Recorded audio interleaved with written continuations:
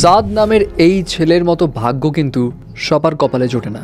এই কথাটা কেন বলছে সেটা ভিডিওর শেষে গিয়ে বুঝবেন। সাদ এই ছেলেটি যে কিনা একদিন আগেও বাংলাদেশের সবার নজরে ছিল সবচাইতে ঘৃণিত এক ব্যক্তি, আজকে এই ছেলের কাছে সোশ্যাল মিডিয়া জুড়ে সবাই চাচ্ছে মাফ। র্যাবের তদন্ত, পুলিশের তদন্তের স্টেটমেন্টে আকাশ পাতাল এমন তফাৎ দেখে হতবাক আমরা সবাইও। এবং এই ভিডিওর শেষ পর্যন্ত থাকলে আপনি আরও জানতে পারবেন একটা ভুল ইনফরমেশন কিভাবে একজন নিরাপদ মানুষের জীবন তছনছ করে দিতে পারে।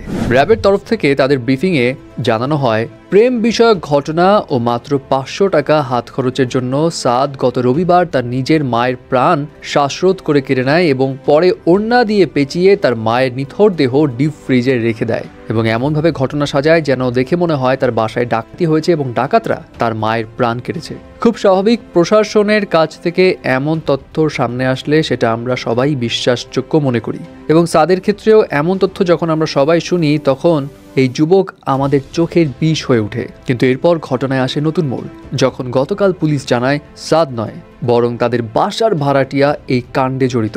গণমাধ্যমের সূত্র থেকে জানা যায়, সাদকে যখন রিমান্ডে নেওয়া হয় তখন রিমান্ডে পুলিশ সাদের কাছ থেকে যে সমস্ত তথ্য পেয়েছে সেই তথ্যের ভিত্তিতে তার মায়ের মোবাইল ও ঘর থেকে চুরি হওয়া জিনিসপত্রের সন্ধানে মাঠে নামে পুলিশ ও ডিবি।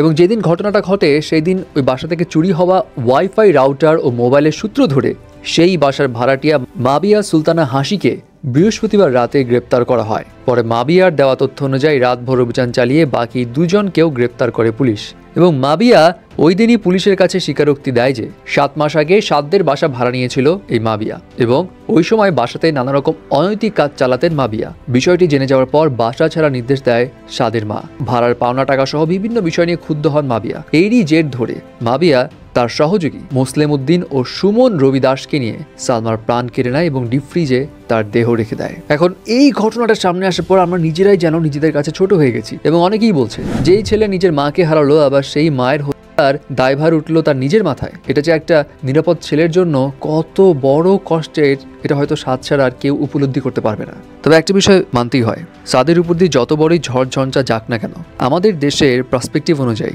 সাদ অনেক ভাগ্যবান, এটা বলতেই হবে। কারণ বাংলাদেশে এমন অনেক নজির আছে যেখানে বিনা অপরাধে যুগের পর যুগ জেলে সাজা ভোগ করতে হয়েছে অনেককে। বিবিসি বাংলা ও বিভিন্ন গণমাধ্যমের সূত্র থেকে কয়েকটা জাস্ট ইনসিডেন্টের কথা আপনাদের বলি। 2003 সালে সাতক্ষীরায় দুজন পুলিশ কর্মকর্তার প্রাণ কেড়ে নেওয়ার মামলায় অভিযুক্তদের মধ্যে ছিল একজন ওবায়দুর রহমান, যিনি আবেদ আলী নামে বেশি পরিচিত। 2006 সালে আদালত আবেদ আলীকে মৃত্যুদণ্ড শোনান এবং ঠিক এই ঘটনার 13 বছর পর আদালত পরে জানায় এই আবেদ আলী তো নিরপরাধ। কিন্তু সে যে নিরপরাধ এই কাগজটা তার কাছে পৌঁছানোর কয়েক ঘন্টা আগেই আবেদ আলী এই দুনিয়া ছেড়ে চলে যান।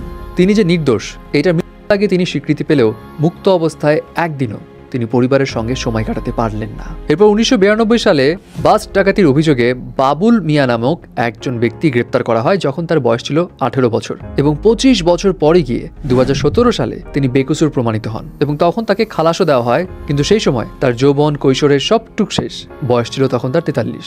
বেকসুর খালাস হয়ে তিনি সবাইকে একটা প্রশ্নই করেছিলেন, আমার যৌবনের 25 বছর ফিরিয়ে দিবে কে?